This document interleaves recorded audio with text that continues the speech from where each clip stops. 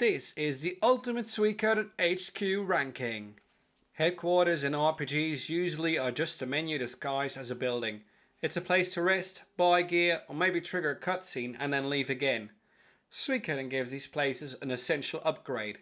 Across its evolution, it is not just a base of operations. It becomes an accurate and progressing reflection of your army and your choices. Recruiting valuable non-battle characters don't just add them to your army. They change the headquarters as you know it. Some of the HQs become bustling cities. Some even become your political capitals. Others remain fractured ruins of what they possibly could have been. And then there's a mobile warship. The question is not which HQ is the biggest. The question should be which Suikoden HQ actually becomes a living ecosystem and economic system. To fully answer this question, we are going to break down every major HQ from Suikoden I to V and Tierkreis. We will rank them based on structure and design, functionality and integration into the overall game. Number 6. The Fortress Ruins in Suikoden Tierkreis. The Fortress Ruins represent the opposite approach of what an HQ should be. It's just some more narrative framing rather than addition in value. It's a rebuilt ruin that gradually unlocks just limited services. It has basic rest and support functions, some minimal NPC integration, and it unlocks based on progression. It feels more like a progression checkpoint than something that's alive. We can be short but bitter about this HQ in Suikoden Tierkreis. It lacks economic and upgrade layering and a structural evolution throughout the game.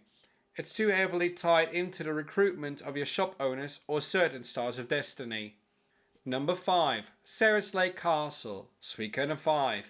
The rank of this headquarters isn't suffering from design flaws, it's suffering because of its narrative limitation.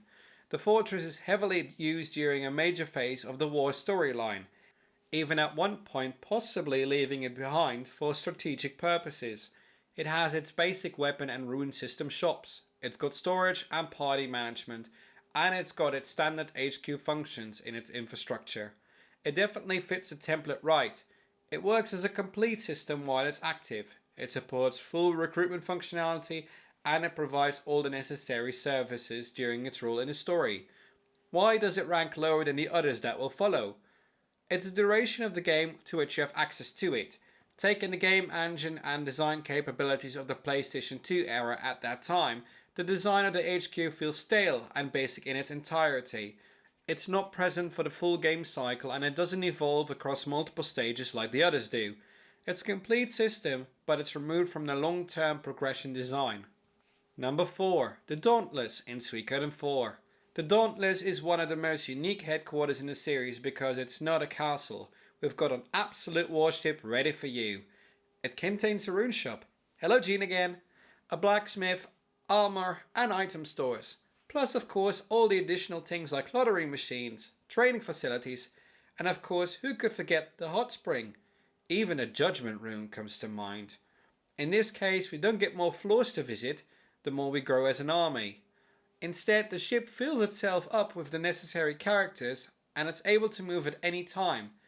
Plus do not forget that you can alter the exterior design of the ship yourself as well as upgrade the speed or agility of the ship. In its entirety, it's structurally innovative compared to all the normal castles. Therefore, it's definitely better than Ceres Lake or the Fortress Ruins HQs. It is lower ranked because it lacks a deep economic layering, has no long-term structural evolution, and has no town-style expansion. The interior of it also seems, like Ceres Lake, rather stale and basic in some ways. Number 3. Dunan Castle in Suikoden 3. This headquarters shifts away from an infrastructure-heavy design and focuses instead on the people that are running the place. You already meet some important people when you unlock Thomas's first chapter. You realize that Dunan strategically lies in the middle of the countries. Because it's not just a centralized castle, this HQ becomes a community rather than just a well-running machine. Because of the Trinity site system used, this game also focuses on relationships much more than the systems when it comes to the HQ. The recruitment here does not just unlock features like trainers or shopkeepers or minigames. This builds a completely social environment that feels inhabited and personal in some levels. It's better than the ones before because of this aspect. Thomas is the oil that keeps things running. One of the first things you witness is that the people still living there are standing up for it, and they're not giving ground. The minus points are in the structure of the castle. Because it's not a centralized building, that's where it lacks its economic design. Furthermore, it lacks strong upgrade-driven progression. Because of that, it also lacks a system identity, which we've gotten to know in other installments. Number 2. Dunan Castle in Suikoden I. This HQ is the OG HQ, it's where it all begins. Unlike Ceres Lake, it's not easily conquered by land. This is the one that defines every future HQ that the series builds off of. It's a fully functional fortress HQ system. It introduces us to everything needed, from weapon and armor upgrades, runes, storage, an inn, and a bath. Let's not forget the infinite amount of money you can make with the most popular minigame of all, CHRONICLE. Gasper will forever be indebted thanks to all of you. You know who you are. All the essentials are here for the very first time in the series. It serves as a functioning military base rather than a simple rendezvous hub. Dunan Castle is mechanically complete for its era, though its systems are much more stacked than integrated. The NPCs exist to provide the functions, not to reshape the world around them with what they do, or who they are. I always hoped that the basement would provide you more than just a teleportation site, maybe some crazy inventions, or many more cutscenes in the prison. Though it's proven its worth as the foundation of the HQ in the Suikoden series. The evolution of the environment is just tied to the recruitment. It only lacks a sense of a living ecosystem. Number 1. Dunan Castle in Suikoden II. The desolate North Window Village regains purpose when it becomes the HQ for the Liberation Army of the city-state of Joustin. This HQ design was fully evolved into an ecosystem where recruitment directly reshapes the world around you. This design is not just a fortress with services placed inside it. It is a rebuilt city that grows as your army grows throughout the story. All the systems are interconnected as well. It's got shops that are part of a functioning economy. The recruits become working citizens with rooms to their own, even the minor characters. Who hasn't witnessed Gabotcha and Gengen being washed and hung out to dry? The upgrades physically change the structure of the castle, plus new areas unlock as political and military control expand. Recruitment in this installment truly equals growth of infrastructure. Compared to the Dunan Castle, the Dunan Castle feels alive rather than structured.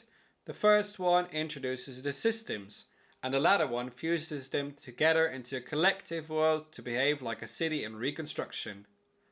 This HQ stands out because it's not static. It grows with every single event into something larger, though it has its limitations. Once it's fully expanded, some of the services lose their relevance compared to other places you can visit.